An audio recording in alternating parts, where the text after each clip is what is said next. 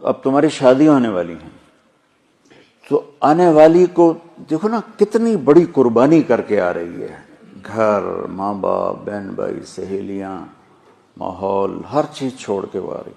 تم آتے ہی اس کو کڑاہی میں ڈال دو تو اس کا کیا حال ہوگا. اور جتنی کوئی مشین قیمتی ہوتی ہے اس کی ڈائی اس سے بھی قیمتی ہوتی ہے. ڈائی سانچہ انگریزی میں ڈائی کہتے ہیں، اردو میں سانچہ. مرسڈیز کا جو سانچہ ہے جس میں مرسڈیز ڈھلتی ہے وہ مرسڈیز سے زیادہ مہنگا ہوتا ہے. اس پہ کوئی ذرا بھی خراش آ جائے نا اس کو تبدیل کر دیتے ہیں، نیا لگاتے ہیں. یہ جو 2-3 سال ایک ہی ماڈل چلتا ہے کہ نیا ماڈل لانے کے لیے کروڑوں ڈالر پھر خرچ کرنے پڑتے ہیں کہ نئی ڈائی بنانی ہوتی ہے، نیا سانچہ بنانا ہوتا ہے. اس لیے 3 سال ایک ہی ماڈل چلتا ہے. تو دنیا کی سب سے قیمتی مشین انسان ہے جس کا سانچہ ماں ہے، جس کی ڈائی ماں ہے. مرسڈیز کے سانچے پر خراش پڑے تو بدل دیتے ہیں، اور ماں بن گئی ہے بچی اور اس کے پیٹ میں بچہ ہے. سسر اس کو ڈانٹ رہا ہے، ساس اس کو ڈانٹ رہی ہے، نندیں اس کو ڈانٹ رہی ہیں، دیور اس کو ڈانٹ رہے ہیں، خامد اس کو ڈانٹ رہا ہے. تو ڈائی اندر میں تو پرزے ہو گئی نا.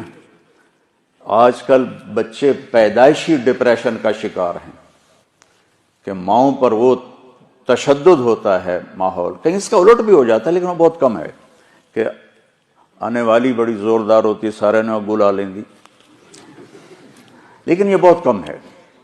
زیادہ یہی ہے کہ آنے والی ایک عذاب میں پھنس جاتی. تو اس لیے میں نے کہا بیٹا ہمارا دین ہمیں کہتا ہے کہ لڑکا بھی گھر چھوڑے لڑکی بھی گھر چھوڑے اور اپنا الگ گھر بسائیں تاکہ 2 کے مسائل ہوں. اب جو بیچاری جاتی ہے وہ سارے گھر کی خدمت اس کے ذمہ ہو جاتی، ماں کی بھی کرے، ساس کی بھی کرے، سسر کی بھی کرے، اور خامند کی بھی کرے، خامند کی بہنوں کی بھی کرے، گھر کے برتن بھی صاف کرے، جھاڑو بھی دے، سارے کام اس کے ذمہ ہوتے. یہ ماحول کیسے آنکھوں پہ پٹی باندھ دیتا ہے. ٹھیک ہے، میری شادی ہوئی فیصل آباد، میرا گاؤں. اس وقت وہاں بجلی بھی نہیں تھی، تو میری بیوی شہر سے اور وحشت زدہ ہماری جانگلی زبان وہ سمجھتی نہیں تھی، چپ کر کے بیٹھی رہتی تھی. تو وہ پھر میرے پاس روتی، تسی بولی جان دو، میں نے پتہ ہی نہیں لگتا تسی آگ کی رہے ہو. ایسی کیفیت. اور اللہ نے آنکھ کھولی تو نوکر، کھانے والے الگ، پکانے والے، کھلانے والے الگ، پکانے والے الگ، سودا لانے والے الگ، حکا بنانے والے الگ. حکے کا ایک مستقل نوکر ہوتا تھا جس کا کام تھا صبح حکا تیار کر کے رکھنا اور پھر عصر کے بعد دوبارہ حکا تازہ کر کے رکھنا. اس وقت حکے پر پوری مجلس لگا کرتی تھی. تو میں نے اپنی ماں کو کبھی نہیں دیکھا کہ میری ماں کو اچھا پکانا بھی نہیں آتا تھا اور روٹی گول نہیں بنا سکتی تھی چونکہ سارا کام تو نوکرانیاں کرتی تھیں. تو میری ماں کو کوکنگ نہیں آتی تھی اور نہ ہی کوئی روٹی پکانی آتی تھی. بطور عورت تھوڑا بہت وہ جانتی تھی لیکن چونکہ کام کرنے والیاں ہوتی تھیں تو ان کو بھی ضرورت نہیں پڑی. اب اس ماحول میں جرگا، پوری مجلس شورا بیٹھی ہے، پوری فیملی کی عورتیں اکٹھی ہیں اور گفتگو کیا ہو رہی ہے؟